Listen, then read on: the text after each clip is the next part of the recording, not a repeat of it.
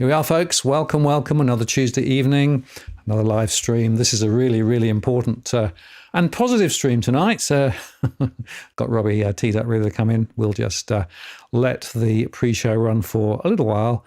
Hope everybody's well. Lots to talk about, of course, tonight with the news relating to the regional branch inquiry report and some of the consequences of that. And I will remind you that I won't be on next week because we've got power issues here. They're changing some stuff outside in the street, so I can't predict when the power will go off. So there will be no live stream next week, but there will be one this week, of course, and there'll be one in 2 weeks' time. Just before we bring Robbie in, I will just show you the doggies. There they go. They're lying there. They've had their lunch. They've had their walk. And they hopefully will be quiet. You never quite know with these girls, but they're okay at the moment. And hopefully everything's good. And just to give you a bit of a flavour of the studio there, you can see Robbie there teed up, ready to come in. We've got the multi-view, we've got the chat, we've got the stream there, some other information that we might show, and then the streaming computers over here as normal. So everything's teed up and are ready to run.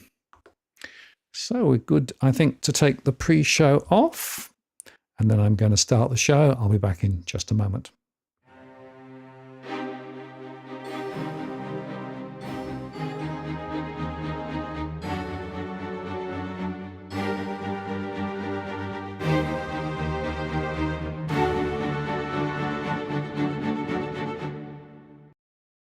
Well, good evening and welcome to this live stream on the 28th of May, 2024. It's Martin North here from Digital Finance Analytics. Great to have you on, and welcome wherever you may be watching from. Quite a few people, of course, from Australia, but also some people from other places too. So glad to have you on tonight. And this is going to be an important conversation. As normal, we'll be wanting to get your comments and chat and questions as we go. But let me just remind you that we don't provide specific financial or legal advice. This is a general conversation. We do moderate the stream, just bear that in mind, but feel free to throw your questions and comments in. This is, of course, as at the 28th of May, and if you're watching in replay, just bear that in mind. If you'd like to get a question to Robbie or myself, the way to do that is to use @WalkTheWorld, and that goes into my specific queue. I won't necessarily follow all of the conversations that are going on because there are just way too many. I've also enabled Super Chat, which means you can get your question to the list, or indeed make a contribution to what we do around here. Always greatly appreciated, because we don't do this for profit. We do this because we think there's some really, really important conversations to be had. And frankly, the future of cash and financial services is one of those conversations which is absolutely critical. Let me bring Robbie in, and we'll then get started. Hey, Robbie, great to see you again. Hi, Martin.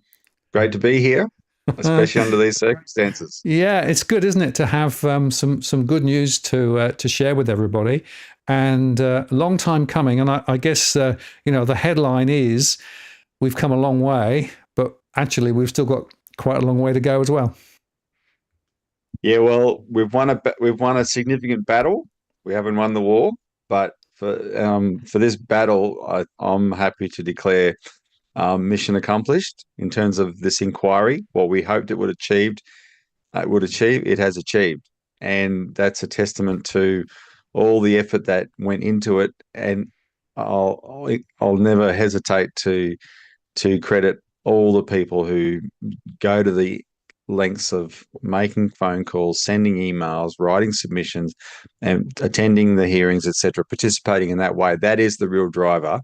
And we've got it to a very important point where, a massive inquiry culminating in 8 very powerful recommendations, which I think are game changers.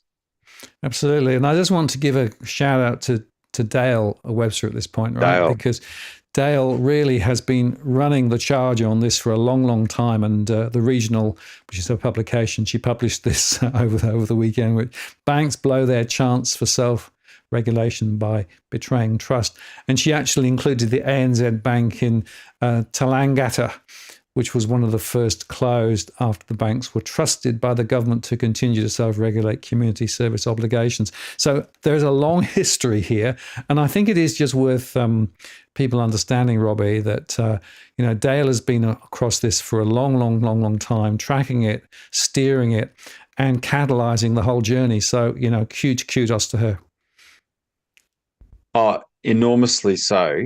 And in fact, we should get to the recommendations, but I do think it's worth recapping at least the recent history and how what Dale did and the work that we've done and the work that your channel has done sort of came together that ended up in this inquiry. And it actually starts with what you and I did and the Citizens Party did, Martin, with Christine Holgate starting in 2020. I broke the story on your show about what we considered to be the issue with Christine Holgate, which is that she wanted a public bank, a postal bank, and she made enemies of the banks. And that and her opposition to privatisation is behind what was done to her.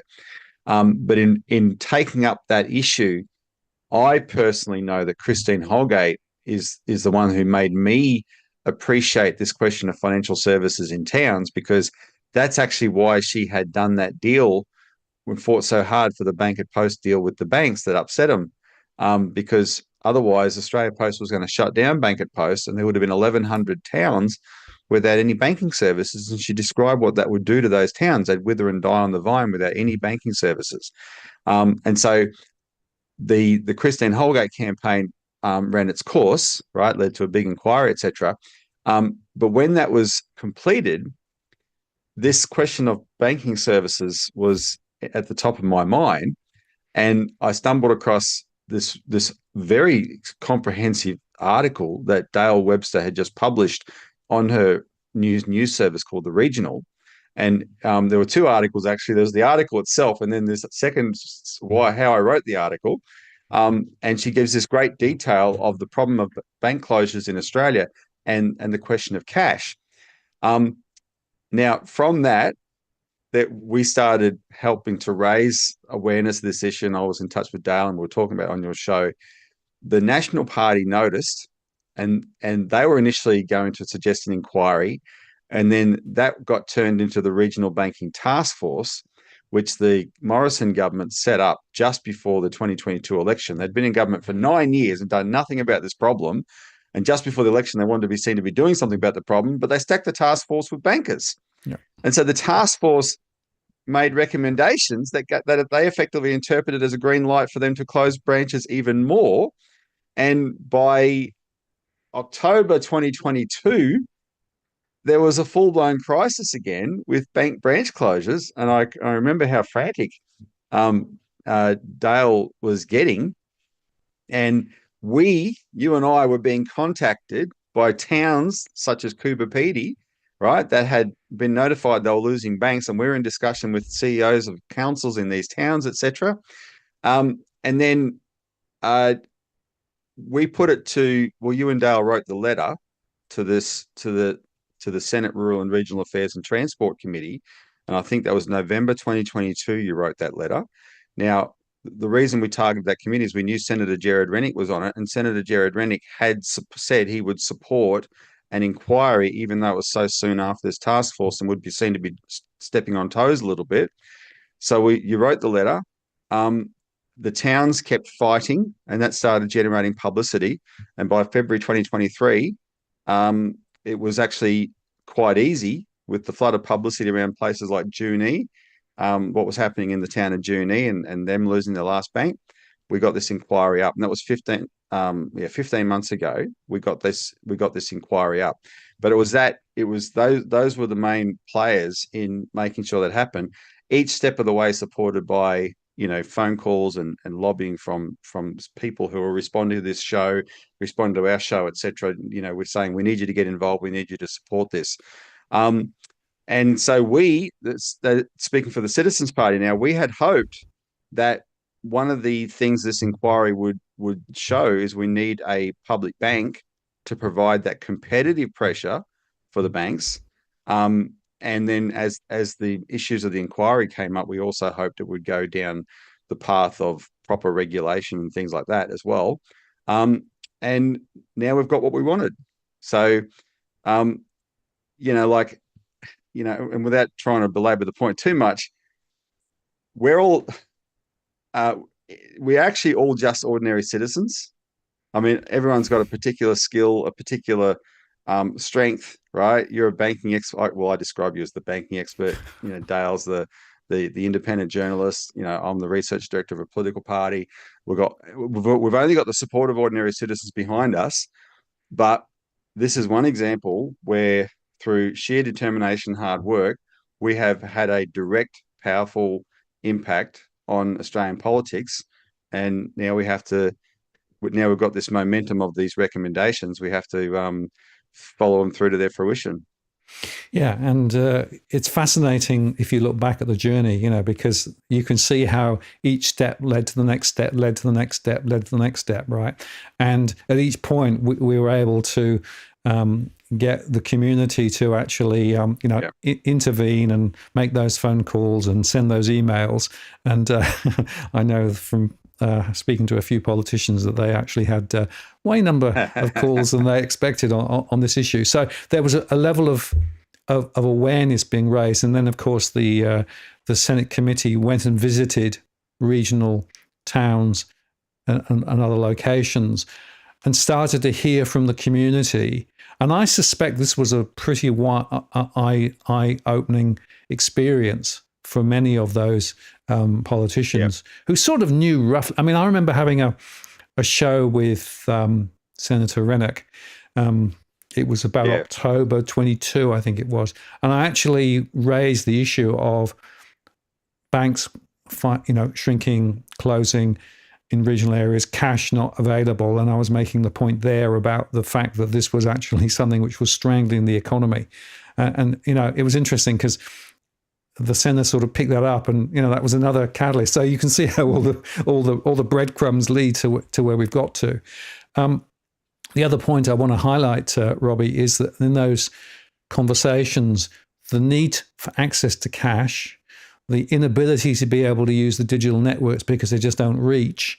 The famous example of having to fly up in a helicopter to be able to make an electronic payment, which stands out.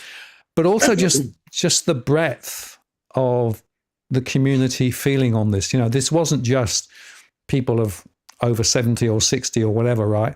Even younger people in those communities also were actually very vociferous too. And so this is a very, very important thread here. This is something which has got really complex. And then the final point to make is that the banks, of course, completely muffed it, right? Because they basically rolled out their spokesperson, Anna Bligh, who really just did said the same thing over and over and over again without any real evidence. And they proved that the evidence that they were actually, was using was actually incomplete or inaccurate. And then there were sort of marginal movements by some banks to try and, at least we'll stop for a little while, et cetera, et cetera. But it is interesting because there are, if you like, two opposing forces here. There is the banking stuff going on, in the banking community and all of those things, and the banking leadership, which is sort of very much connected to Canberra and connected to big cities. And then you got communities and real people, right? Thousands and thousands of people in those communities are saying, hang on, this is not a fair, shake of the sauce bottle, to quote a senior older politician. So it's come to a really important point where the Senate did a really good job. And you and I think, were a bit twitchy on this because it got so late on Friday last week, and I was thinking, putting the cash out and the trash out on a Friday, will they muff it again? But no, actually, this report was really powerful, really clear, and really reflected all the evidence that they collected. Yep. And were we ever twitchy? For sure, it was not a good look. It was not a good sign. That we got to after 2:00 on Friday afternoon, the report still wasn't, and it had already been delayed a week, remember? And as it happened, Martin, it was fortuitous that you had said to me, let's do a show on the 28th. Yep. Because the original schedule, we should have probably, if you hadn't have already had someone, we should have done a show last Tuesday, but the report wouldn't have been out. Yep. So they delayed it a week. And even then I'm thinking, why isn't Matt Canavan launching this report first thing in the morning, getting maximum publicity for it, etc. I'm thinking, I hope. My main concern, was because remember, I got to attend every single hearing. There were 13 hearings, and I sat through every one of them, and did a lot of traveling in the last 15 months. But so I appreciated the power of those hearings. My main concern was, were these politicians going to be giants in the regions and go back to being mice in Canberra, right? Where the power of the lobbies, led by the banking lobby, is almost absolute. What was going to happen there, and it wasn't clear to me. I can only imagine the pressures that would have been being brought to bear behind the scenes. So that's one of the reasons I was especially nervous. But my thinking was, well, it doesn't matter. I had decided, even if they fluffed it, then we know what the report should have been to reflect what was in those hearings. We would have said that, right? And I was trying to prepare everybody for that possibility. As it happened, all my fears were allayed. And I think I learned. Can I say this? I learned something out of that, and here's what I learned. And I've learned this before. It's sort of something you got to be reminded of and really learn it. And that is, we're not in this thing as a game. We're here to change things. And our experiences in life, and especially as it relates to politics, tend to convince us you can't change anything, right? And we take that too seriously, because most of us, until this kind of process, haven't really approached it properly. Or many people talk themselves out of even starting, because they start off with that idea you'll never change anything, so they never try. But you can be in the middle of the throes of a political battle and think, oh man, is this getting anywhere, right? And not take stock of the fact, well, hang on, you're in the game here. Whatever's happening, you're making some kind of a difference, right? You may not think you're winning, you're landing every blow, but you're making some kind of a difference. And that's a much different thing than being some kind of a spectator spouting opinions and just hoping you'd be heard for your opinions, right? And so what this episode showed me is that no, we've actually made an enormous impact, and the combination of everything coming together, and especially giving these towns the ability to testify, really moved the political needle, if you will. Certainly, the cross-party selection of senators who participated in this inquiry and they represented all parties, were universally affected by what they saw. And what they saw, if I can summarize really quickly, is this. They saw the banks were liars. That's what they saw. Because this started off with the banks saying, we're following our customers into digital banking. They don't want to use branches anymore. That's why we're shutting them. And they went out into the towns, and the towns said, BS, we want our bank branch. We can't rely on digital banking. We want cash. And this didn't take the senators very long to figure out, hang on, these banks are lying. And then as that's dawning on them, and the banks are continuing to lie, then you get the dynamic come in where the senators increasingly got increasingly angry at these banks. It's just the gall, the arrogance. They couldn't. These banks, they're like psychopaths. They're so used to getting their own way with the power they have, and that they just kept doubling down on their lies, right? And at a certain point, the senators are like, no, they all turned on them, and some of those latter hearings were something to see with the passion that the senators started going after the banks. And so that's what I was saying about the power of the hearings, and that was reflected in this final report, and that's what I'm happy with, and we can now have a foundation to build on from here. Yeah, and I specifically remember, was it Caravan's cross-examination of bankers towards the end, where he basically, gave them more and more rope, and they managed to strangle themselves more and more every time he asked the next question. He was like a prosecutor. In that Tom Price hearing, Matt Canavan was like a prosecutor. And those banks, and they got, hoist on the petard of their own arrogance. And so, but then he did the right thing by not leaving that at the Tom Price hearing, by reflecting that in the report, right? Okay, something's got to change here, and we're going to make the recommendations to make the change. And before we go through the recommendations, Martin, I can tell you, the banks are squealing. They're screaming their heads off. They're not happy. They're calling the senators directly, expressing their indignation. They're background briefing the media, bad-mouthing the senators, bad-mouthing the whole process, saying these people don't know how banking works. They got no clue how to run a business, et cetera, et cetera, et cetera. Well, sorry, Senator Jared Rennick was the Treasury accountant of the Bank of Queensland. He's not a career politician. He was successful in business his whole life before the last 6 years of getting into Parliament, including at the top of it, not one of the top 4 banks in Australia, but the second tier of banks in Australia, right?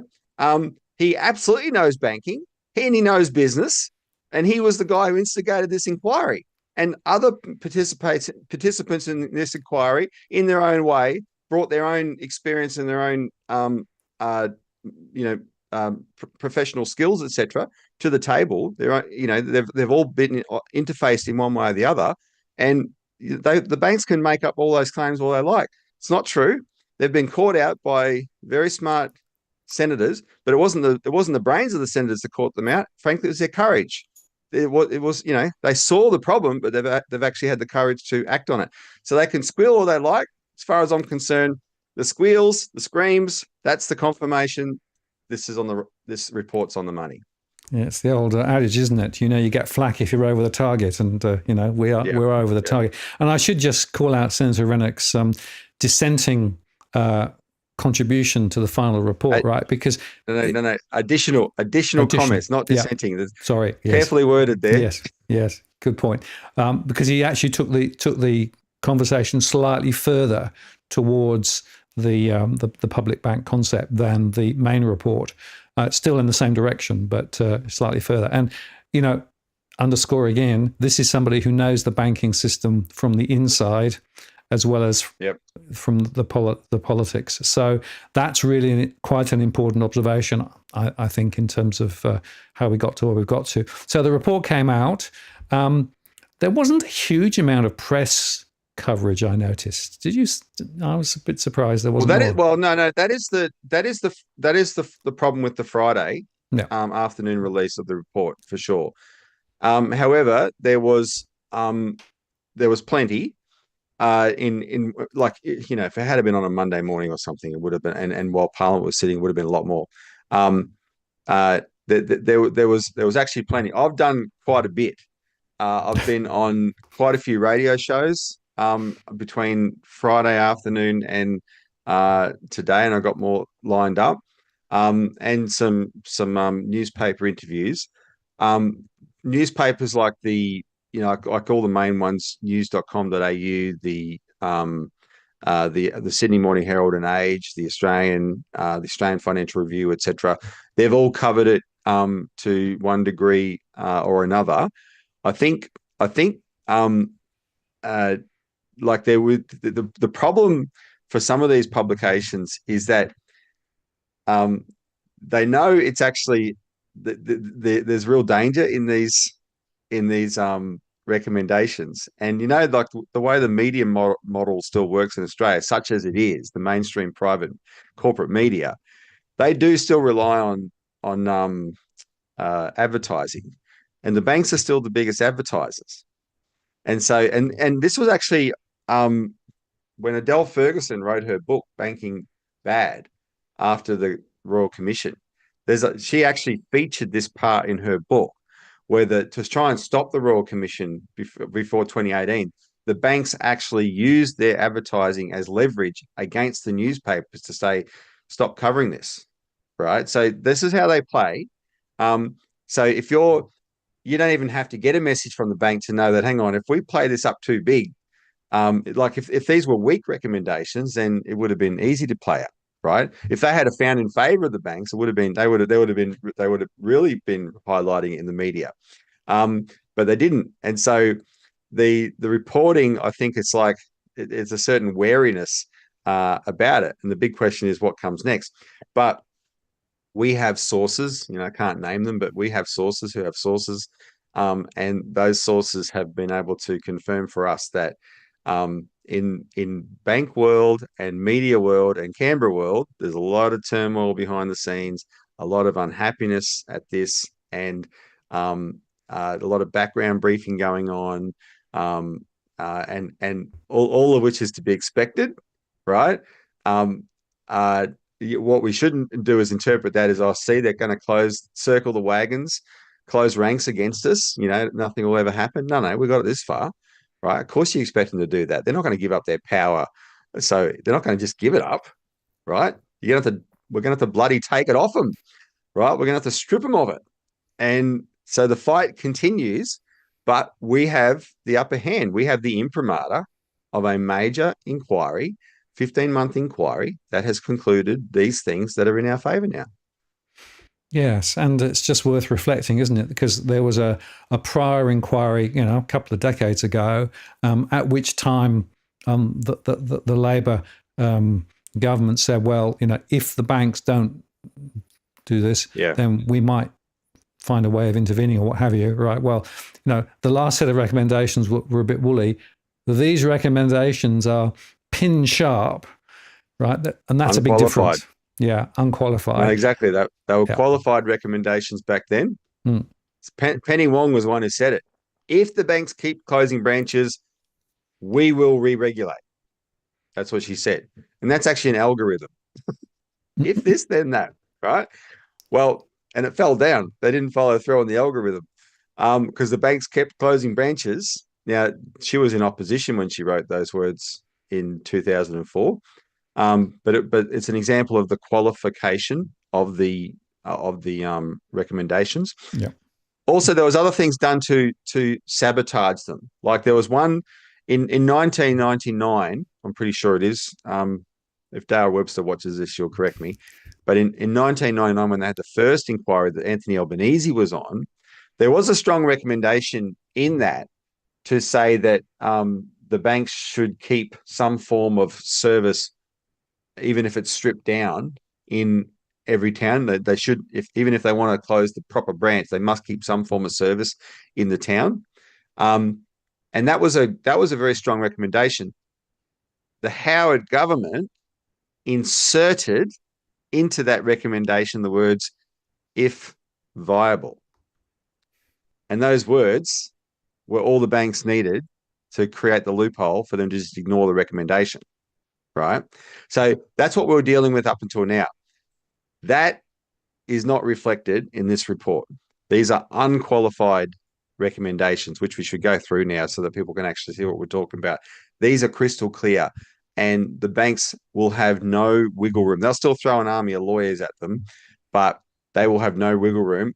And that's what's important. If the government follows through on the recommendations, which we can talk about in a minute, because that's not automatic, but the recommendations are what you start with. I think let's go through them, Martin.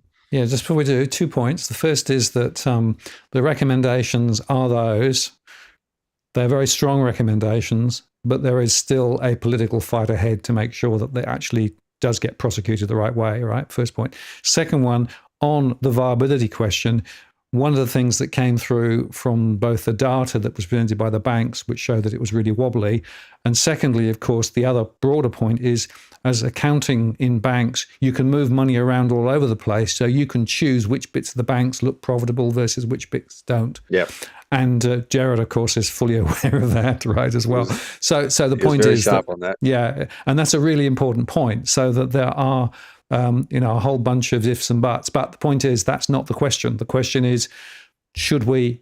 And the committee said yes, and here are the recommendations. We'll put them up and we'll just go through them briefly.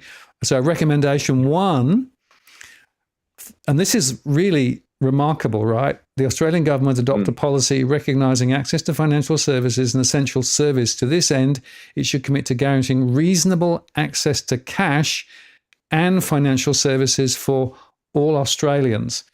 Now, the fact that they've actually linked the financial services and access to cash is significant, isn't it? Yes. Well, it takes it out of the digital domain. It brings the cash question front and center because it's so important to a proper physical banking system, the question of cash. And of course, we know that the banks have been trying to do away with cash, although they've been in a damage control in recent times to try and pretend they haven't been. Annabelle says, there's no plans to get rid of cash. Yeah, rubbish. Closing branches was a big part of the plan to get rid of cash. Our friend Jason Bryce, Martin from Cash Welcome, had launched that petition, which is now a monster petition on change.org, nearly 200,000 signatures, for a cash and banking guarantee. It was initially a cash guarantee and expanded it to a cash and banking guarantee. This recommendation is essentially what that petition's calling for, right? A cash and banking guarantee. And when they say essential services, these are not just words. When something is designated an essential service, that's a legal obligation. Right? It's a game changer. And as Dale Webster pointed out in more general terms in her article about this, on all these things, the banks only have themselves to blame. And in this particular case, with the essential service question, I mean, this is that they wanted to have their cake and eat it. In COVID, they lobbied. Remember, governments were putting in lockdowns. Only essential services could remain open. So the banks lobbied to be classified as an essential service. And they succeeded. They were classified as an essential service. And that was good for them. But then they went and withdrew that essential service from hundreds of towns across Australia. There was just words to them that they wanted to interpret in their favour. So the senators have called them on it. So no, you are an essential service. And the government should designate you as such. So if that happens, and so financial access to banking or financial services is designated an essential service, and with a specific guarantee of cash, and the reasonable access to financial services, that is a game changer. It's the overarching recommendation that defines all of the others, and it gives the power to all the others. This is a recommendation that definitely reflects the experience that the senators had in this inquiry. Absolutely, and the concept of essential services, as you say, is carefully crafted and changes the game, right? And the point there is that banks, of course, will argue we're here to make money, we're here to be profitable for our shareholders, et cetera, and they make billions and billions and billions, and yet can't afford to provide critical cash handling services. And it's interesting that one of the interesting breakdowns that we've got is the RBA, who've got sort of the provision of cash, but there's no distribution mandate at the RBA. So there's a gap at the moment in terms of the provision of those essential services. So it'll be interesting to see how that plays out. Yeah. And by the way, it also puts an obligation on the government. Once it's an essential service, it's an obligation on everyone involved. Right. So that's what it needed to be. No more of this washing their hands of it. It's not our problem, which is what that RBA hearing was. That can't cut it anymore. So if we get that, then a lot will flow just from that. Absolutely. Well, let's move on to the second recommendation, because this was also a very powerful one. And, it was a hallelujah moment when I read this one. The committee recommends that the Australian Government commission an expert panel to investigate the feasibility of establishing a publicly owned bank. In investigating this, the panel should examine options including, but not limited to, a standalone public bank or one associated with and using the branch network of Australia Post. Bingo. Now, by my clock here, it's 8:30, Martin. I could spend the next 12 hours on this one. This was my hallelujah moment too, right? This was it. This was mission accomplished. I mean, this is, to me, this solves everything, right? But I want to give you a little bit of context. It was 15 years ago, probably last month or the month before, because my whole political career has been a battle with the Citizens Party against neoliberalism. We've gone through the rise and fall of neoliberalism, our party, right? We resisted its rise, we saw its reign, and now we're witnessing its demise. And it's something to see. But the high watermark, what we decided to label the high watermark of neoliberalism, was about March or April 2009. Which was just a few months after the explosion of the global financial crisis. And the opposition treasurer, the shadow treasurer, hops up in Parliament, and his name was Joseph Benedict Hockey. And the reason I'm saying his second name is because he was named after Joseph Benedict Chifley, one of the greatest prime ministers we ever had, the champion of a national bank. But because Hockey's father, when he immigrated to Australia, loved Chifley, he named his son after Chifley, and then Hockey became the anti-Chifley. He gets up in Parliament in 2009 and says, if there's one thing we've learned, Mr. Speaker, from the global financial crisis, is that government should not be involved in banking. Don't ask me how he did it, but that was his takeaway from the global financial crisis. Government should not be involved in banking. Maybe because his wife was a big Deutsche Bank derivatives trader and she didn't like governments looking over her shoulder and what she did. I don't know why he concluded that, but that was such a mantra for so long in Australia. I don't know, government shouldn't be involved in banking. When the reality was we'd had public banks for 150 blooming years at state level, 84 years at federal level. Public banks were the norm in this country. We've gone through a 25-year period of no public banks, which is the exception. It's been a ridiculous experiment and it's been a disastrous failure. But ideologically, that's where things were at in 2009. And now 15 years later, a committee dominated by Liberals and Nationals, coalition people, his side, has recommended and prioritised it as the second recommendation that there should be consideration of a government bank. Ba-boom. Cha-ching. That's it. We've almost put the stake in the heart. Well, we've put the stake in the heart. We've almost covered the crypt, right? Buried this Dracula of this vampire of neoliberalism with this recommendation. It is a beautiful thing. And it is a game changer because, you can have one thing that's impressive is there's a 199-page report. There's only 8 recommendations. Yep. There's not 50 recommendations. There's 8, and 8, each of them in their own way, are quite powerful. So this is already a wise committee. But even so, some of the other ones we're going to talk about, the banks will throw an army of lawyers at those and look for loopholes and make loopholes and whatever. But competition with a government bank, There's nothing they can do. They either compete on service or they die. Simple. You want to screw your customers and take away their service? Well, they're going to walk over to the post office and join the public bank and give you the big middle finger, and you won't have any customers. Ooh. And if you're right, Mr. Bank, Mrs. Bly, if you're right, you won't have a problem with that because your customers love digital banking. They're not going to leave you anyway. But you know you're not right because you're lying bastards, and you know this is going to be the end of you unless you start to compete, right? And that's what I mean by a game changer. And by putting it up there like that, in a way, I think it's quite clever. The way they've worded it, they want this, there's a whole process just to look at this.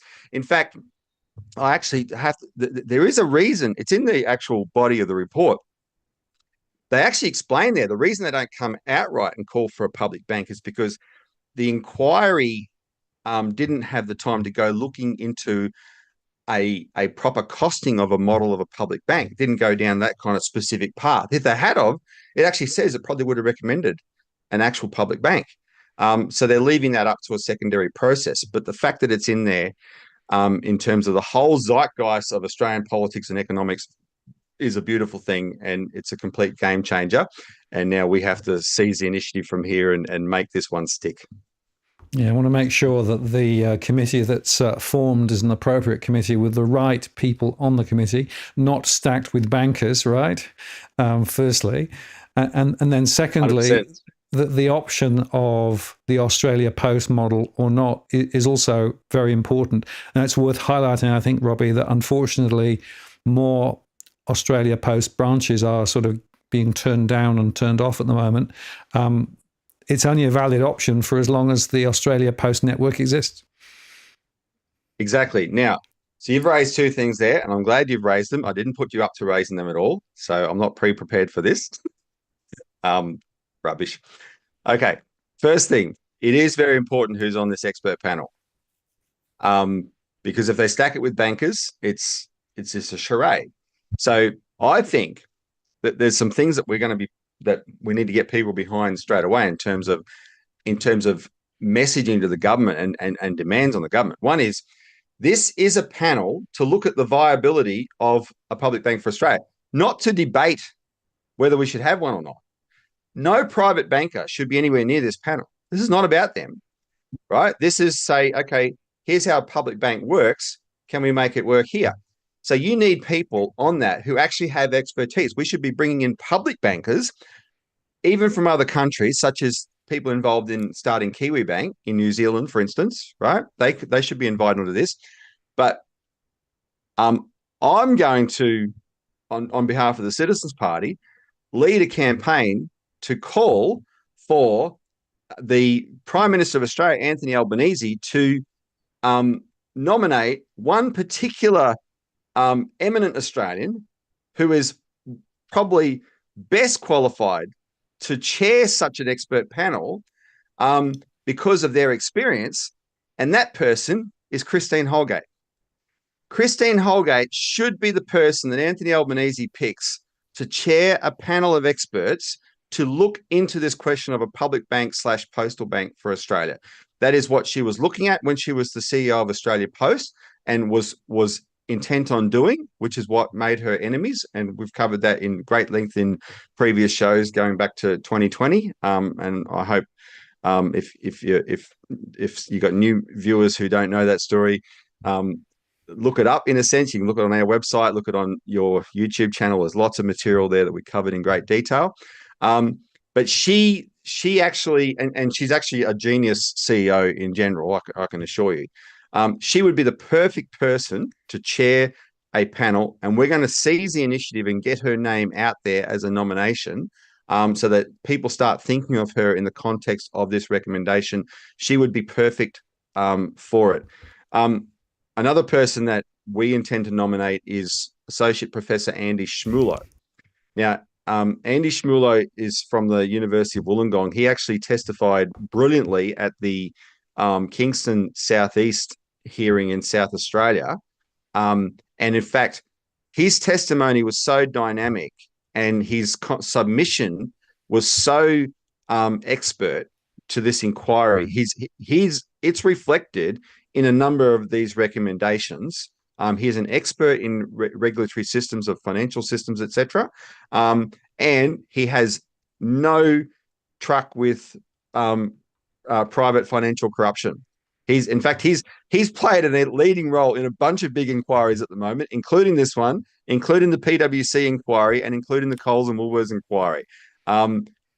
He's a force to be reckoned with. He's the kind of person you would need on this, just in case some of the other appointees that the government might come up with are a little bit susceptible to the wiles of the banks, right? You're going to need someone who is untouchable, right? And we'll slap that down. And so we would recommend him. But that's the sort of makeup of this panel.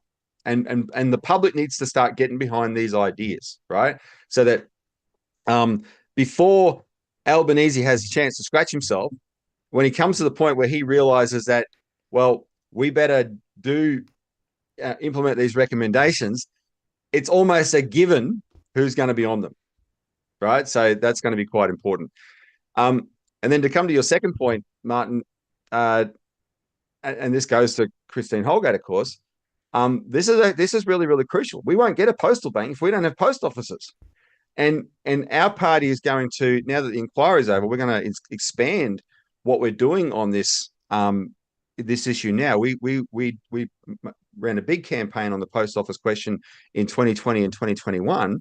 But what Christine Holgate saved with her deal with the banks in 2018 through Bank at Post and getting the banks to pay properly for that, she made the post offices viable because she saw that they were the number one asset for Australia Post, these post offices. She's been replaced by new management that just sees them as an expense and wants to get rid of them.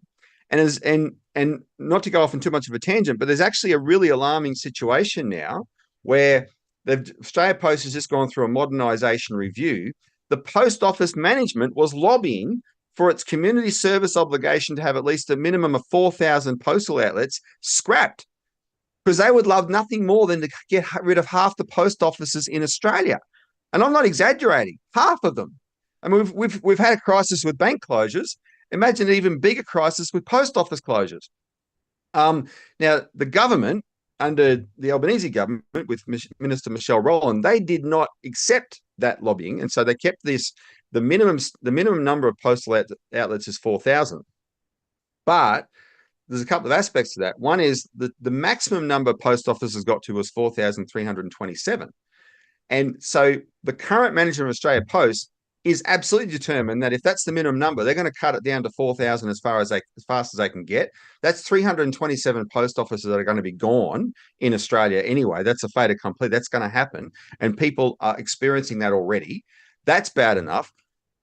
But there's another problem, which is that which has been raised by the Licensed Post Office Group, and the Licensed Post Office Group represents the interests of these small businesses that are these post offices that are run as small businesses by licensees.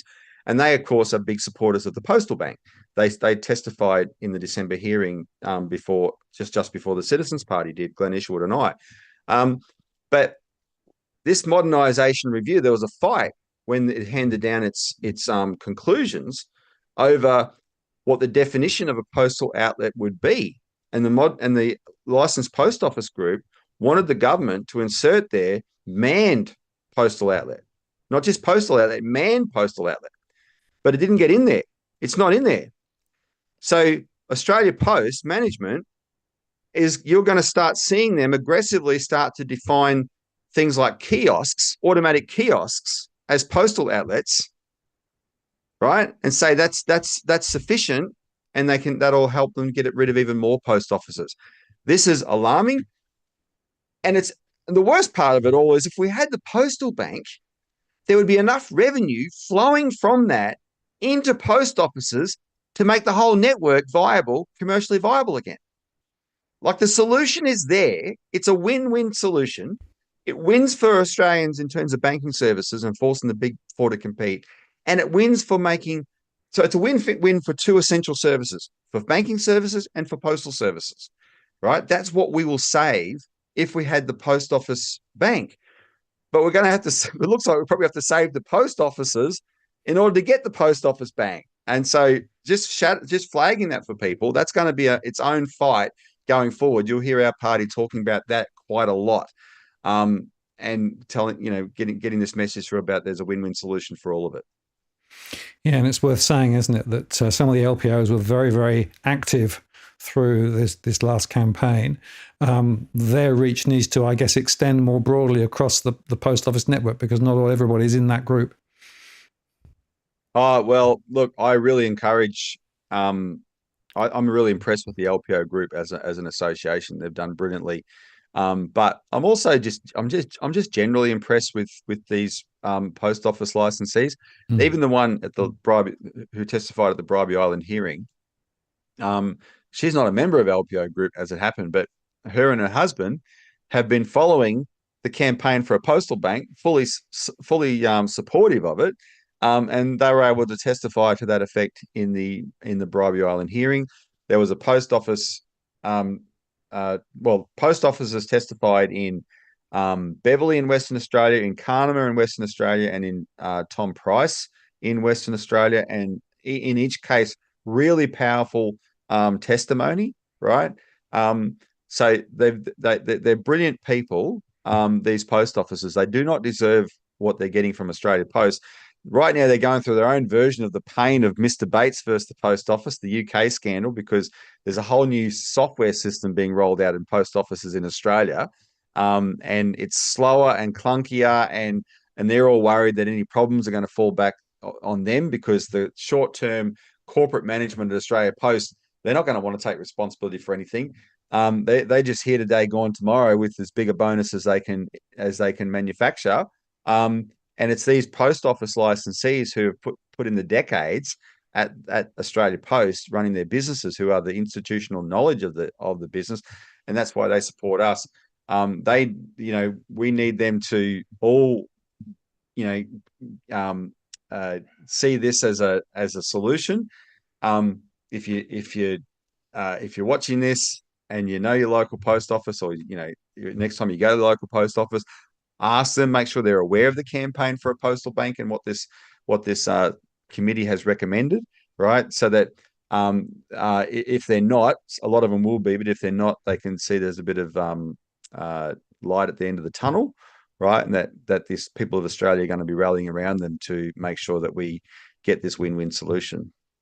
Absolutely. And there's a couple of interesting comments came in on the chat. The first one was Bossman said, what was Bribie? Well, that Bribie was one of the hearings, right? That was one of the places where there was a significant hearing. That was the final hearing was in Bribie Island. Yeah. Yeah. And in fact, it's still available if you want to go over and watch it. Or listen to it. It's actually available for an audio format over on the Pile TV. And Hammered asked this question, or commented on, are the post offices going to be hold more cash and beef up the security? Then, of course, that's part of the question, isn't it? How do you actually extend the range of services that can be provided through the post office network, if in fact that's the route to go down, bearing in mind that less than a third or so of the services that in a typical branch you could get compared with the post office. And that's another lie that, of course, the banks have been peddling. Yeah, and there's a funny initial observation to Hammer's question there, which is I'm just quoting the post offices themselves now, because they made the point to me that they've been handling cash for decades, and lots of it. Nobody cared until they came out in support of a postal bank. And then suddenly the enemies of the postal bank started asking these questions about, do they have the right security, etc. And so it was a non-issue before, but of course it's not. Security is an issue, and they've had a certain amount of security, but what most people don't realize is that when Christine Holgate did this deal to boost banking services at post offices, because she's not an idiot, she knows you've got to cover your bases. She did a security audit of all post offices in Australia, and she was rolling out. The reason she asked the banks for a minimum of $20 million each is because she needed that $100 million a year to pay for the infrastructure she was rolling out, which included the the machines, the cash machines, etc. But that's the beefing up of security at the post offices. They've got that, but it's not what. So, but where I'm not being picky with the questioner is it's not quite uniform. That process was underway of being rolled out, right? But it wasn't quite uniform. So there would have to be extra work done in that regard. But we're not talking about the biggest sums of money in the world. And we're talking about, at the end of the day, for infrastructure for the purpose of becoming a bank, which will earn enough revenue to fund all that anyway. Yeah, good point. Yeah, so very important recommendation too there, and the constitution of that committee is now the next thing to focus on, and as you say, what's this space? Some lobbying to be done there. Let's go on to the third recommendation, because this was, I thought, equally important, right? This is about the committee recommending that the Australian government urgently develop a mandatory banking code of conduct, or customer service code, incorporating a robust branch closure process to be administered by a regulator with expertise in consumer protection. And that thing covers things like meaningful consultation with communities before a branch is closed, a report in the potential impacts of the closure and alternative financial services in the event of closure, and implement and fully fund transition arrangements and ongoing support services, which ensures access to cash and essential banking services following a closure. And the regulator needs to assess the compliance before any closure is agreed to. I mean, that's a real biggie, isn't it, right? Because basically it was revealed that the banks really weren't consulting, right? And then they sort of retrofitted when the question came up and tried to say, well, we really did, but we didn't, we know they didn't. The fact that this idea is actually saying, well, if you decide to close, you need to go through a proper process with the community first, fund the transition and the ongoing support services. I had a little chuckle at that. Well, by the time they get through that process, they'll go, what's the point? Yep. Might as well keep the branch open. Now, I'm calling this the Linda White recommendation. Yeah. And it's a real tribute to her. I've mentioned her before on this show. She sadly passed away a couple of months ago now, but she was the main Labor person on the committee, and I kind of politically fell in love with her. And you don't expect to do that with people from mainstream parties. I mean, I learned to like all these senators, but with Linda White, it was real, just purely admiring her professionalism, her knowledge, and her willingness and ability to be aggressive at the banks. And she, more than anyone else, took on this issue of the code of practice, because until now it's been effectively voluntary. They will tell you it's not, etc. It's all BS. They treat it as a joke, and that's what she was calling them out on. And the best part, my highlight of the whole, well, I got two highlights. There was a brilliant session in Carnama in WA where this woman with a Canadian accent named Barb told the story of what would happen. She, just to sort of as a thought exercise, she said, what would happen if a bank came to town instead of left town? And she laid out the scenario, and it was really touching. And I got tears in my eyes that day listening to her, and we've discussed that before on your show. That was one of my highlights. But the other highlight was Linda White locking horns with Anna Bligh in the first Canberra hearing in September.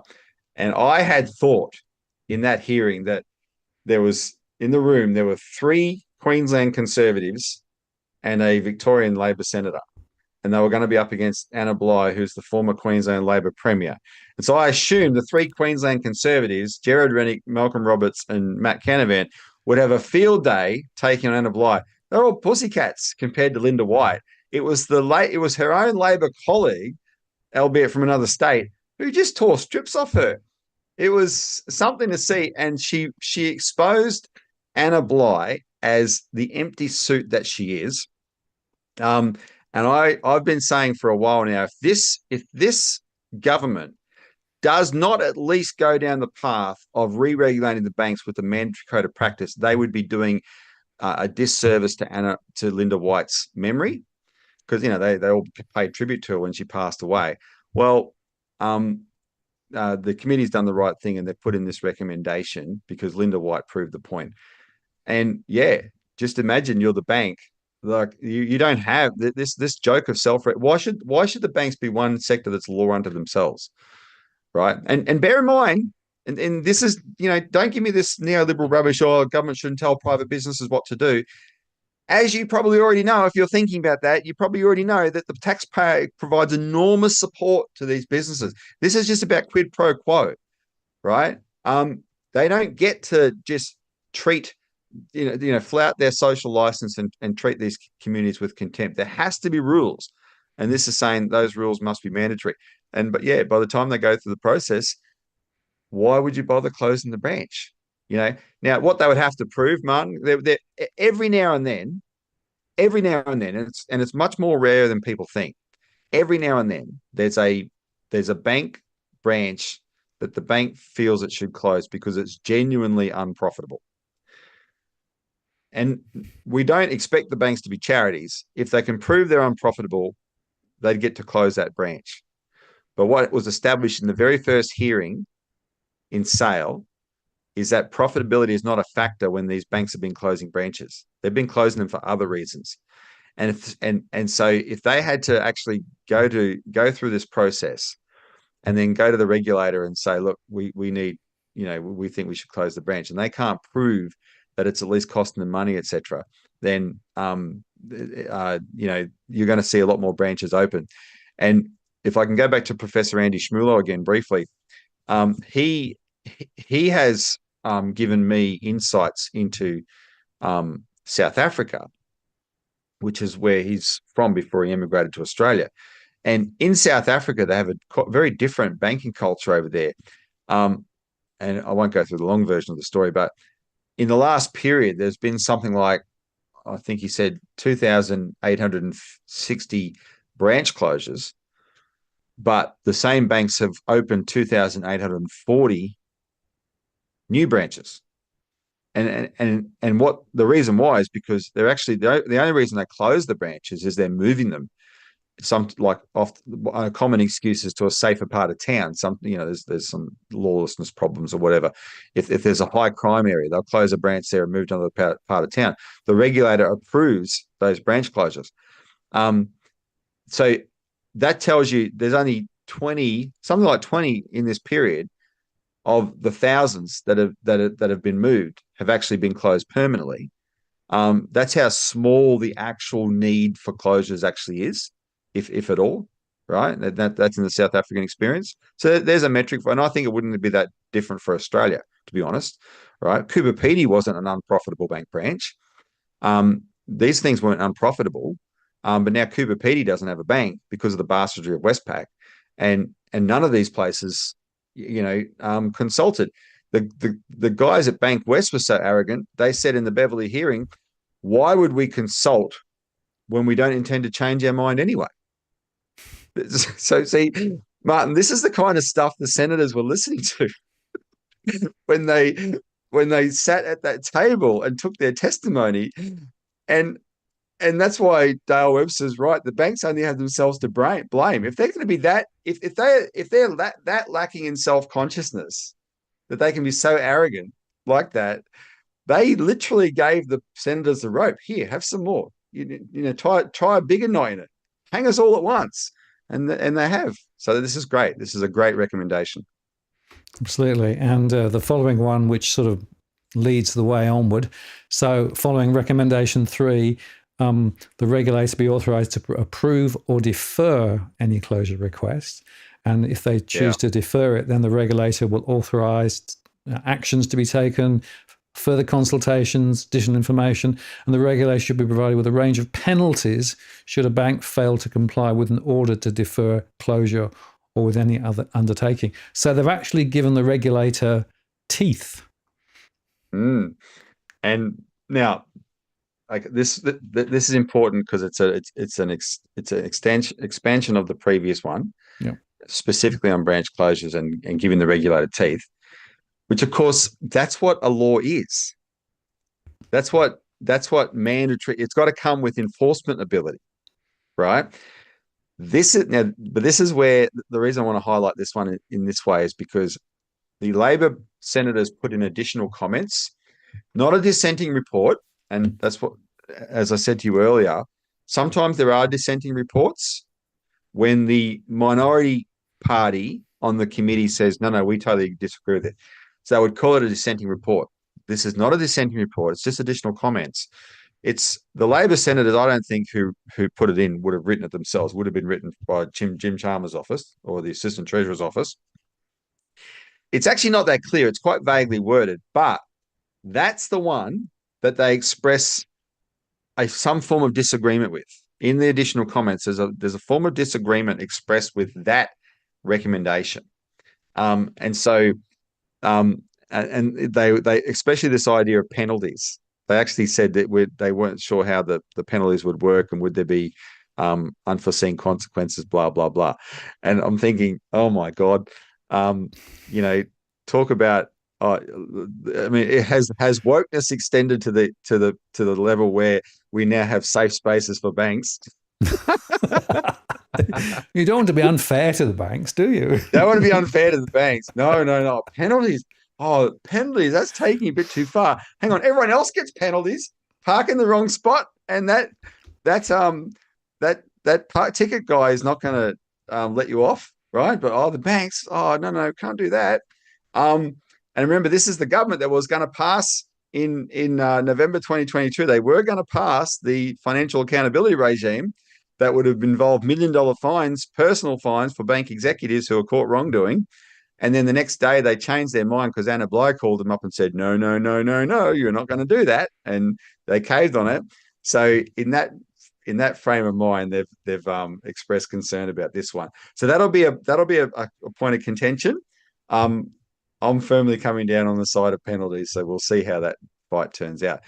Can I say, like with the other recommendations that we'll go through, they're important, but I'm firmly of the belief that you get a public bank with that competition factor that doesn't exist now for the private banks, that is more powerful than any of these recommendations, as important as they are. Absolutely. In fact, Jerry just super chats. Thank you for the super chat, Jerry. And you said, out of 10, do you trust the recommendations will be enforced like the Royal Commission? Nothing will actually happen. And it's a good point. The point I want to underscore, though, Jerry, is these are very definitive recommendations. There's nothing woolly about them, right? So it's hard to see how they can be ignored. Jerry, the way to think about it is, out of 10, what is your determination that they be implemented? Yes, it's actually on us. We got this whole process to this point. We don't just think, okay, we're Moses on the mountaintop now. There's the promised land. I can't get there with you. No. We have to see them all the way through. We need to rank our determination out of 10 because it's going to be hit and miss ranking Parliament out of 10. They are, can a leopard change its spots? They're going to, all the wiles of the system will be brought to try and, weasel in and out of these things. But we build the political will, right? We bring the fear of the people to the table, and we can make these things happen. So rank your determination out of 10. Don't worry about where Parliament is at the moment. Good point. And as we'll say later, there are things to be done now, like making sure that your politicians know that you are watching them and they need to support these recommendations, make the phone calls, send the emails, keep pressure on, because this whole process has stemmed from a bottom-up community-led process, right? Rather than a top-down, do this, right? Not like coming down from the World Economic Forum or something else, right? No, this is bubbled. Right. This is bubbled up from community, from serious people saying this has got to change, and that's going to continue. So there's no way that this is not going to be progressed. And okay, there'll be an election at some point, and of course there'll be an attempt to sort of sweep it under the carpet, etc. But no, these definitive recommendations are so strong and so powerful, and the community won't let them get away with it. That's what we're going to make happen. Yep. Exactly. Let's move on to the next one, because there's also a recommendation here about the barriers to customers switching banks, particularly thinking about maintaining branches in regional, rural, and remote towns to attract more business. I'm pleased that the connection to more business is brought out in this one, because one of the things that we highlighted through our research and in fact through the various materials that were presented, this isn't just a theoretical conversation about access to branches. No. This is about the life, blood, the business community in those regional towns. And by the way, when we say regional, rural, remote towns, it spreads, of course, even into some of those areas closer into our main centres too, because they're busily closing branches there too. So it's important to see the connection to the business momentum and therefore to the business outcomes in those communities. Well, the benefits of a public bank, the benefits of proper banking, but my default as a public bank is multifaceted, and what a public bank would do, or if you and what private banks would do if the settings were right, is start investing in towns instead of withdrawing investment. It's not just services. The services the bank is a form of source of investment. And what we've had in our banking system for so long is the reason your channel exists. You're the number one whistleblower, in a sense, on the property bubble in Australia, because you've had, think about region. We've got four big banks that everyone uses in one way or the other, and some small ones. So all those people in regional Australia have been putting their money in the bank, but their deposits, they're not sort of underpinning a lending regime that's putting investment back into their communities. Those deposits that come from regional areas are helping to support the lending into the capital cities for real estate, which is all the banks are interested in, right? And so we've got a bubble in the capital city property markets, and we've got regions and businesses starved of credit. And that's been the story of Australia. And if you could just reverse that, you could have, 1,000 flowers bloom. The regional Australia would be like what happens in Australia's deserts when it rains, and suddenly they become, flower gardens, right? It just takes some investment.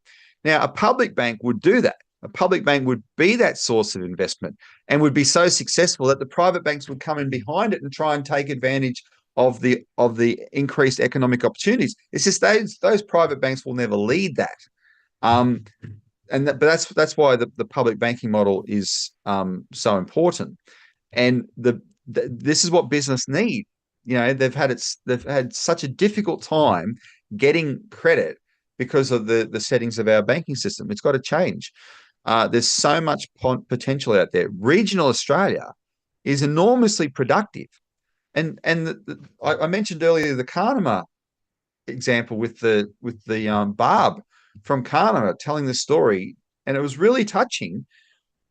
She described in detail what would happen if a bank came to town and set up and to invest in the town, and she said the bank would have workers and like 2 or 3 tellers, and they would have spouses, and this was a fictional scenario, and one of the spouses is a music teacher, and he joins the local school and he's teaching music, and then another spouse has some other skill or whatever. But because the local school now has more children going to it, more teachers of more diverse skills, more people come along and start sending their kids to school. And then they decide they can have a permanent high school, because up until that point, the kids have to go away to boarding school when they're in the high school. And she's telling this story, and suddenly the town's flourishing because a bank's come to town. And the reason she's told that story is because that's the town that Westpac closed its last bank, and literally the reverse had happened, right? But the worst part about the Carnama story is around it was this enormously productive area of regional Western Australia between mining and agriculture. It's the top of the wheat belt and mining. It was stunning. Huge amounts of money coming out of the region around it. And in the middle is this virtual, it's not quite a ghost town, but it was effectively heading that way because of a lack of investment. It's just absolutely stunning. that's the importance of what having banking services can do, and what a public bank would do.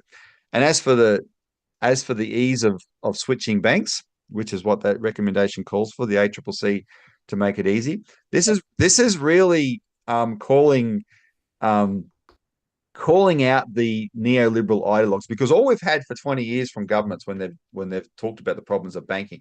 Oh, look, if you don't like competition will fix everything. If you don't like your bank, just change banks. But it's never been that easy to do that. It's actually quite a chore. Christine Holgate, when she was CEO of Australia Post, actually put forward the idea of a passporting service at Australia Post for a flat fee of $25, that you should be able to go to Australia Post, pay $25, give them your bank account details, and they will passport everything to the bank you choose to go to for you. Flick your finger and you've switched banks like that. That's what she was proposing Australia Post could do for a flat fee of $25. The Treasurer of Australia, Josh Frydenberg, said no. They didn't. This whole idea of competition, we want to make it easy. They weren't interested in that. That was just always words. When she showed them how we'd do it, no, we can't do that. So now this inquiry is doubled down with this recommendation, and it's the sort of thing that needs to happen at a minimum. Absolutely. And just quickly, we'll pass through to the other final recommendations because they're important. There's a couple of questions I want to bring in. There's a couple of very interesting ones as well. But let's just start on the next recommendation. So recommendation 6 is about the regional community banking branch program to help underwrite the establishment of community bank branches. Local communities will be required to raise capital, but the government contributions could help lower the required amounts. Consideration could also be given to use this fund to help enhance financial services available at Australia Post. And to support the RCBBP, the committee recommends that the Australian government establish a supplement to the major banks levy to be levied on the major banks. Funds raised by the supplement must be hypothecated to the RCBBP. So this is about community banking and also levying the major banks.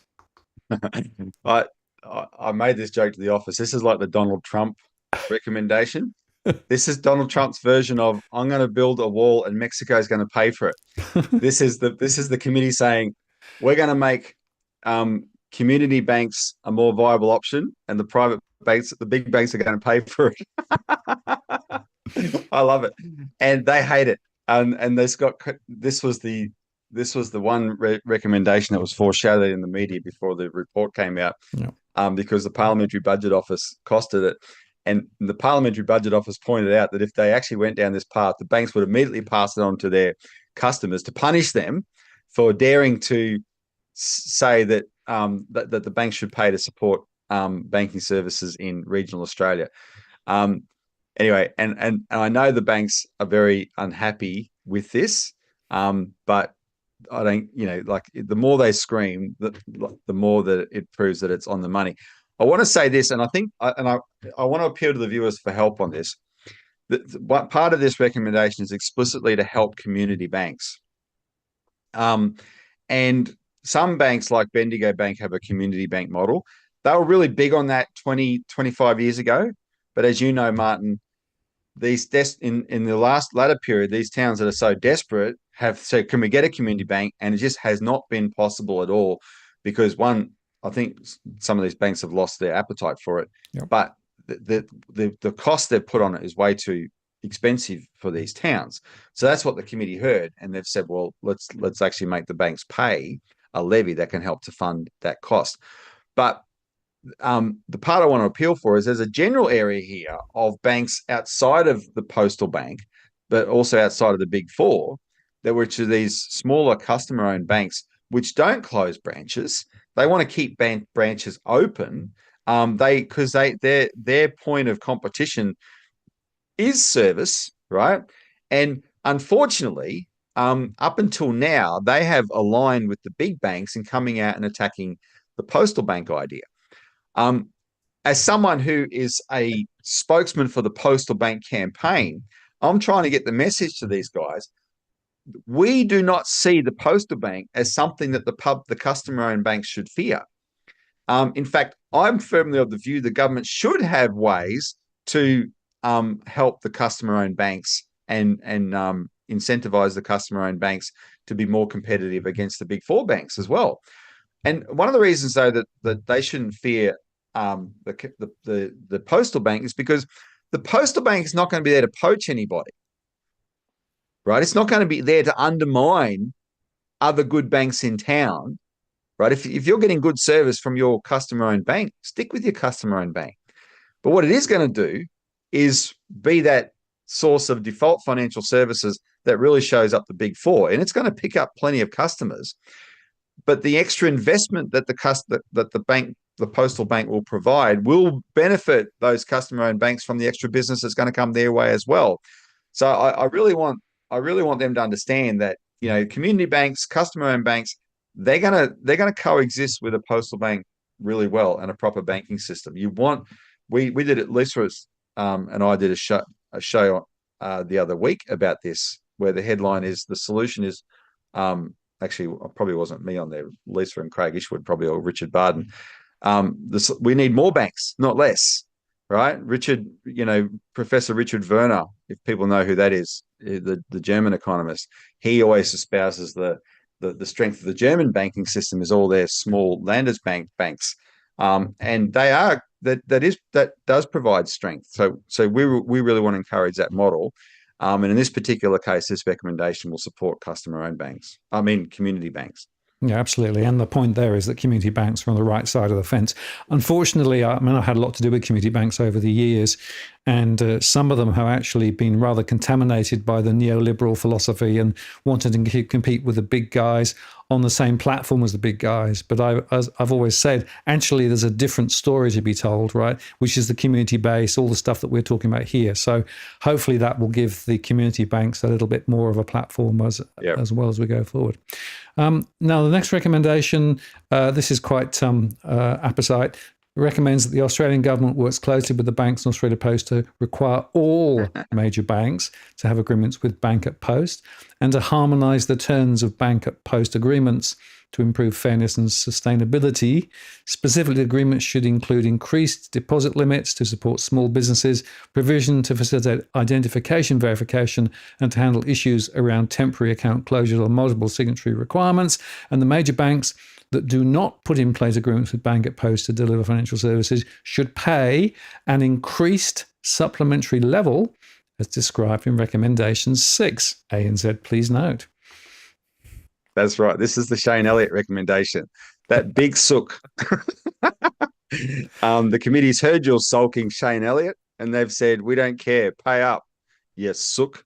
His whole thing was, it's not fair that I was asked to pay the same amount for Bank at Post as Commonwealth Bank was.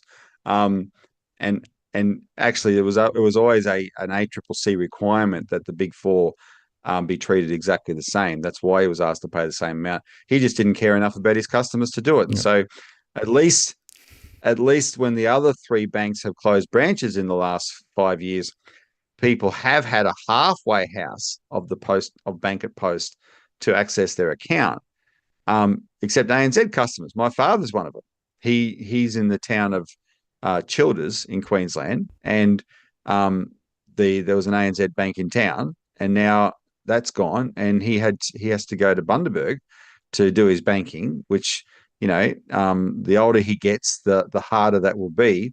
But he was telling me the story about a young mother without transportation used the ATM that ANZ left in the town, and the ATM ate her card, and she had no way of getting to Bundaberg to solve the problem, and so she was left high and dry because and there's a post office right there, but she couldn't use it because ANZ chose not to pay. So this was also a recommendation, by the way, of the Christine Holgate inquiry back in 2021, that all the banks should, as a condition of their license, pay to use the Bank at Post service. And so the committee has put that there and said, and if you're going to dig your heels in, then you can pay an extra levy. So one way or the other, they're going to pay. That's good, and that's how you treat them. Yeah, That's how exactly you right. treat them. Exactly. Well, you've got to force the issue because they've had every Yep. chance and they failed. Yep. Okay, Yep. let's go to the last recommendation, which is recommendation 8. The committee recommends the Australian Competition and Consumer Commission consider measures to protect access to personal and business banking services in regional, rural, and remote locations. This may include, but not be limited to, proposing an authorization to circumvent anti-competitive laws, such as that banks can cooperate for the purpose of reducing the impacts of bank branch closures on regional communities. And that's quite an important observation insofar that you might end up with a shared branch rather than actually, Yeah. Yep. a series of branches or no branches. So, In some of these more remote places, it can be difficult. Staffing can be difficult, that sort of thing, right? And so that has been a factor. And so the problem is, um, under competition laws, the banks haven't had the opportunity to say, okay, let's share our staff and facilities in one building in the town so that people can come in. If you're a bank, if you're a Commonwealth Bank customer, you say I'm with Commonwealth Bank or whatever. Like a private version of what Australia Post does through Banker Post anyway. Right? They haven't had an option to do that, and it is a reasonable thing to do.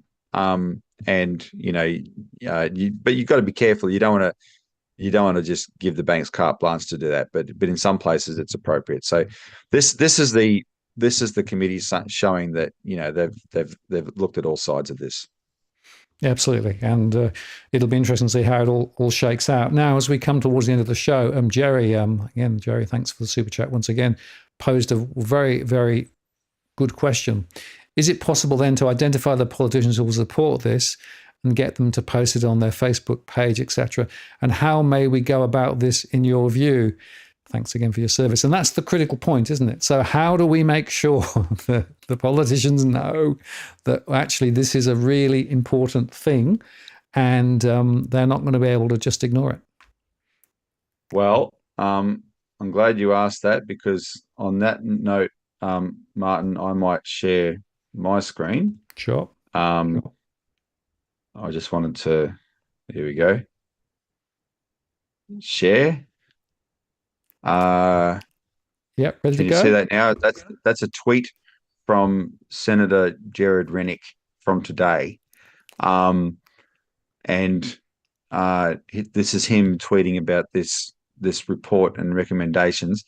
So I'm just giving this as an example. He's nailed his colours firmly to the mast. He was always going to fight hard for this. But that's a lengthy tweet he's put up. He elaborates very much on the public bank model, which is what he put a lot of stock in. And in fact, I've brought along here. There's Senator Rennick submitted additional comments in his own name to the main report, and there's a section here towards the end where he goes, the advantages of a public bank are many and can be outlined as follows. It's really good. We're gonna publish that in our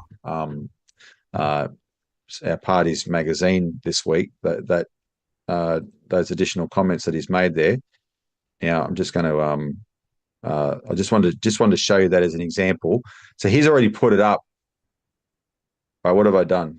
That's right. Okay, good. Sorry, I just saw some. I was having a technical glitch.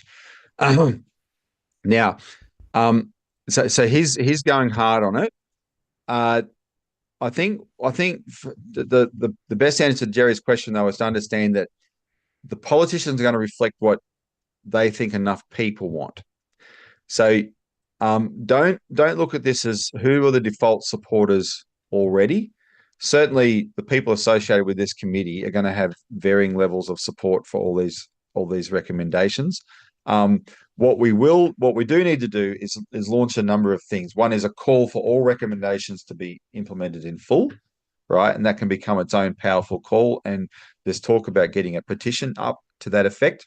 So I'm in discussion with people about doing that, and we will publicize that through Martin's channel, through our channel, etc. Follow along, and you will see that initiative. we'll have the other initiatives as well, such as you will see our party launch this call for Christine Holgate to be appointed as the chair of the expert panel for a public bank, and also nominate Professor Andy Schmulo. And we're also going to start hitting very hard on this message that we won't have a postal bank without post offices, right? So we'll go with that. All of this will be heard by the politicians. Now, we have other people who have participated in this inquiry who are just as keen on these recommendations. In fact, I was getting broad feedback from Friday afternoon about how excited people were about these recommendations. So they're all interested in having a part to play. Some of these people include people who are well and truly connected into the Labor Party, and in fact, are part of the Labor Party. So it's been put to me that what we need to do is get the backbenchers in the Labor Party to start taking this up, and that requires the citizens, the public lobbying, members of Parliament, right? Back a few months ago, when Bankwest sort of shocked everybody with this announcement that it was going to shut all 60 branches, 45 of which were going to be shut permanently and 15 going to be rebadged to CBA. That was such a shocking announcement in the context of this inquiry. We said then people in WA should contact their marginal seats, the politicians in their marginal seats, and it worked. 2 weeks later, the Labor Member of Parliament for the most marginal seat, Tangney, got up in Parliament and gave a speech about branch closures, and he referred to all the calls he was getting.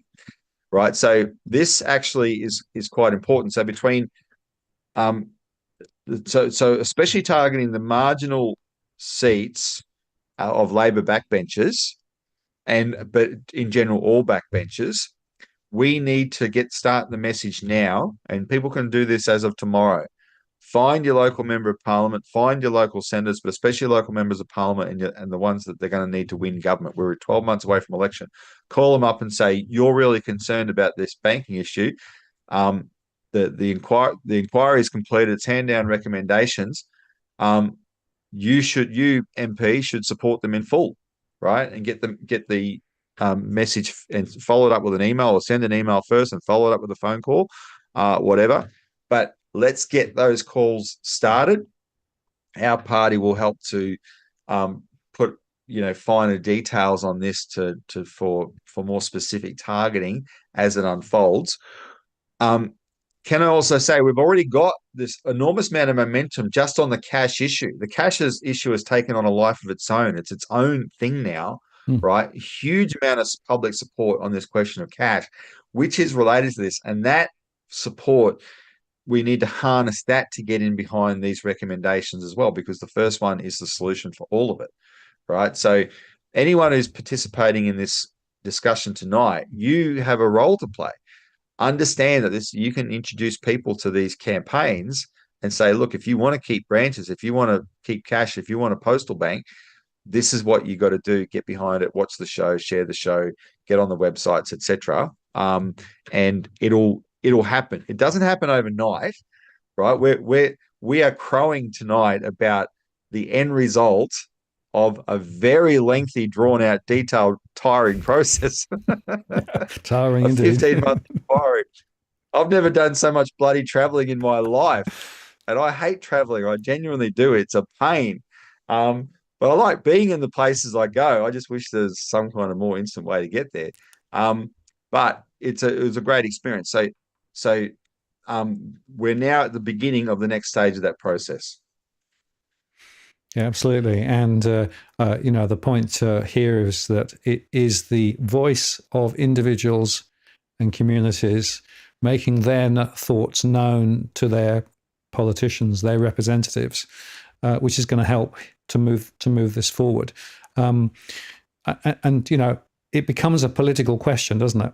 It becomes a political question. If the weight of opinion in the community is so strong, so that every politician is getting it all the time, that this is important, and they want this to be shepherded through, then they're going to do something. And that is going to be the counterweight to the heavy lobbying that is already happening and will happen from the banks, right? Because the banks, up until this point, have been able to sort of, spend a little bit of time in Canberra and ruffle a few feathers and threaten, and politicians run away.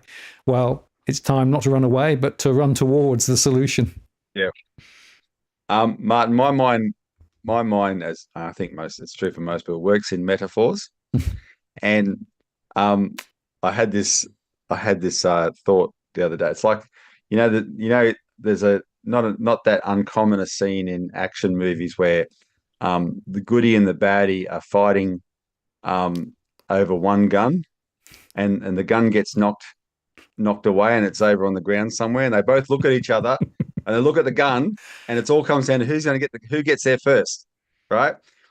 And what we have to set up is a situation between the Coalition and Labor Party where the postal bank, these recommendations are the gun. The secret to their success. They want to win the next election. We're a year out. We're in the last 12 months, roughly, leading up to the election. And could even happen, sooner than that. Probably not likely, but could happen sooner than that. And Albo is facing, right now, at least minority government, which he does not want at all. So what do you do? Like, in those circumstances, what do you do? Well, when politicians get politically desperate, it's amazing what they can do sometimes to try and be popular. I don't know if you're paying attention to it, but look at the Premier of Queensland right now. $1,000 off everyone's electricity bill, 50-cent public transport fees, right? He wants people to know that he wants to be popular, right? He's pulling out all the stops. Something like this, where finally politicians are taking on the banks, it's never going to be unpopular. The only reason that they haven't done it is because both sides have been bought off by the banks until now, and so they've given each other cover. You can whinge about, we used to whinge about Scott Morrison voting against the Royal Commission 26 times, but the Labor Party voted against it 25 times. It's just that they switched first, and then they used that against Scott Morrison, that he voted against it one more time than them, right? But you can make them switch, especially when their political survival's at stake, And this is a bipartisan committee has recommended these recommendations, and it's all about both sets of parties going, well, what do we got to lose? All this neoliberal ideology has got us nowhere. Everyone hates it. Who's going to grab those solutions first? And we have to engineer that. And that's just through sheer lobbying, persistence, contact, harassment of members of parliament, and just never letting up. That's all right. It is the next step in the journey, right? And that's the whole point. So we will continue to report back on this channel and elsewhere as well in terms of what's going on. Please take the time to contact your local member. You can go to the Australian parliamentary site and look up there the contact details, either email or phone. It doesn't take too long to do it, and it makes a big difference. The more people who do it and keep a bit of pressure on, the more likely it is we're going to get the right outcome. And there's more in the journey, but I think we can celebrate progress to date. And Robbie, kudos to you for traveling to the four winds, as it were, all over the place to be able to be there on the ground. But I think it's important. This is a real community-based, bottom-up issue, which is impacting real Australians in towns and small communities across the place. But there's a bigger picture here as well, which is also quite exciting. So thank you so much, Robbie, for your contribution tonight. Any final thoughts before we sign off? No, well, shouldn't say no and then add something, I suppose. Look, pat yourselves on the back, everybody. Just understand the difference between a battle and a war. But you got to acknowledge your victories when you get them. And this was just persistence and hard work, but this is a really, really decent outcome. And I can tell you, we've shifted politicians on this, especially the ones who personally participated in this inquiry. And so now, we increasingly have to put aside that instinctive cynicism of, oh yeah, everything's rigged against us, you'll never change anything. No, we keep showing that we can get into it, we can get under their skin, we can push things forward, but it requires unwavering focus. That's all, right? And not getting distracted, not giving up, etc. But this is what democracy was always supposed to be. Like, citizens were always supposed to be engaged like this.